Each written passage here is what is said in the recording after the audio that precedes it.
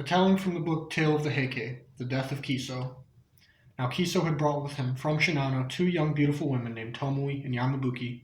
But Yamabuki had fallen sick and had to stay back in the capital. Tomui had long black hair, and she was very beautiful, and she was such a great rider of horses that neither the fiercest horse nor the roughest ground could dismay her. And so dexterously did she handle sword and bow that she was a match for 1,000 warriors, and fit either to meet either god or devil. And now, in this last fight, when all the rest had fled or been killed, with the last 7 there rode Tomui. Now it was reported that Kiso had fled to the north along Ryugi Pass or taken the road to Tamba, but really he had turned back to find out aught of the fate of his comrade Imai. Now Imai had long held the bridge at Seta with his 500 until he was reduced to about 50 and had to furl up his banner and retire to ascertain the fate of his lord. And so, when these two were yet but 100 yards away from each other, they recognized each other and came together joyfully and grasped each other in their hands.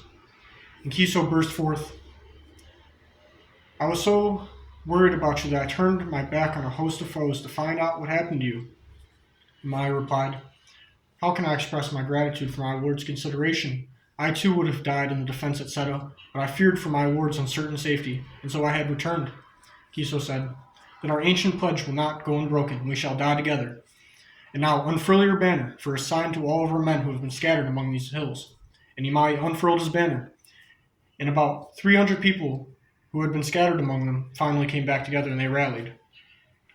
Kiso said joyfully, with this little band, our last fight will be a great one. Who leads yon great array?" Imai said, "Doi no Ichiyojiro, my lord." Kiso asked, "And how many has he, do you think?" "About 6,000, my lord." If we must fall, then what better death than to fall outnumbered by valiant enemies? Go on then, everyone." Now Kiso was arrayed in black armor, laced with black silk, and a red Hattori over it. He had a sword mounted in gold with a golden scabbard. He had a helmet with 2 lofty golden horns on it. He had 24 eagle-feathered arrows, but only 8 of them were left in his quiver. And he rode a famous fierce gray charger that was as fierce as a devil. And rising up high in his stirrups, he cried out, "You've heard of me, now you see me with your eyes. Sama no Kami and Iyo no Kami, Asahi Shogun, Kwanji no Kiso, Minamoto Yoshinaka am I. Come and take my head, Doi no Ichiyo, and show it to Yoritomo if you can." And Doi no Ichiyo said, "Hey, this is their great leader. Make sure he doesn't escape you now." And so Kiso and his little band flung themselves onto the 6,000, and throwing and slashing their blades in every direction, they burst through on the other side, when their enemies came up with another reserve of 2,000, and they threw themselves on these as well, and burst through them on the other side, and went through other smaller bands as well, until their 300 was decreased to about, how many was it, 7? 7 or 8? And now in these last 7 or 8, still Tomui was there. And Kiso called Tomui to him, said this, "I've determined that this is my last fight, and I'm going to die either by an enemy's hand or by my own hand. And how would Yoshinaka be shamed if he fell alongside of a woman?" But even at these strong words, Tomui was not discouraged. And she said, "For some bold warrior to match with, that Kiso might find out how fine of a death I can die." And at presently, a certain samurai, Ando no Musashi, a bold and valiant samurai, rode up with 20 of his retainers, and Tomui charged headlong at them, flung herself from her horse, grabbed him, pinned him down on her saddle, and cut off his head.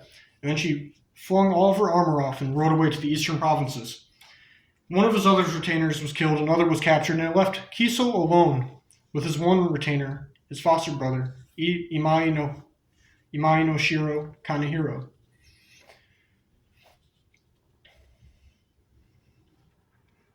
And Kiso said, "My armor, which I never want to feel, feels heavy on me today." And Kanehiro says, but you're not yet tired, my lord, and your horse is still not tired. Why should your armor feel heavy? If it is because you have no more of your retainers beside you, remember that I, Kanehiro, am here, and I am worth more than 1,000 horsemen. I still have about 8 or 7 arrows left in my quiver, and I can hold back the foe while my lord goes over to those trees over there in the yon pines, and he can put an end to his life in peace. And Kiso said, what sort of talk is this? Is this why I turn my back on a host of foes? No, we will die together, as our ancient pact has always said. And Kanehiro alighted from his horse, and grabbed his master's bridle horse and burst into tears and said, no matter how great renown a warrior might have gained in his life, an unworthy death is a lasting shame. My lord is tired, and his charger is tired as well, and if he should fall by some nameless fellow, how would he be shamed if it be said that Yoshinaka, the demon warrior of all Japan, was slain by a nameless fellow? And so now, listen to reason, I pray you, and go and put an end to your life in peace over there in those pine trees. And Yoshinaka, thus persuaded, rode in that direction. Kanehiro rose high in his stirrups and said to the enemy, I am Kanehiro, even Yoritomo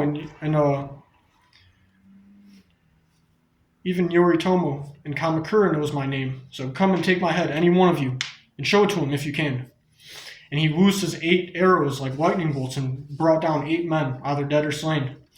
And all the enemies were too scared to face him head on head, and they just cried out, shoot him down, shoot him down. And they let fly a hail of arrows at him, but so fine was his armor that it couldn't pierce it. And he escaped once again. Now today was the 23rd day of the first month, and that's the first month of spring. And it was about nighttime, just getting dark, and there was a light frost in all the ground. And so he couldn't discern the rice fields. And when he was going towards the trees, his charger just plowed up to the neck and mane, up in this rice paddy thing, the swamp. And though he plied whip and spur with might and main, it was to no avail, and he couldn't stir it. And even in this sorry plight, his thoughts were still on his trusted retainer, and he turned back to find out what was happening to him, when an arrow struck him in the face, and the stricken warrior fell headlong over his horse, with his crest over the horse's head. And it was Miura no Ishido who shot the arrow. And 2 of his retainers came up and took off his head. They held up his head on the point of a sword. Miura no Ishido Tamehisa. And he cried out, I, Miura no Ishido Tamehisa, have slain Kiso Yoshinaka, the demon warrior known throughout all Japan. And Kanehiro was still fighting with the enemy when these words fell on his ears. And when he turned back and saw that it was true, he said, now who do I have to fight for? Look, all you warriors of the East Country, I will show you how the mightiest warrior in Japan can put an end to his life.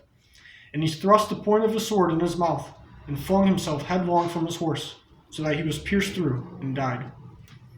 And that's the end.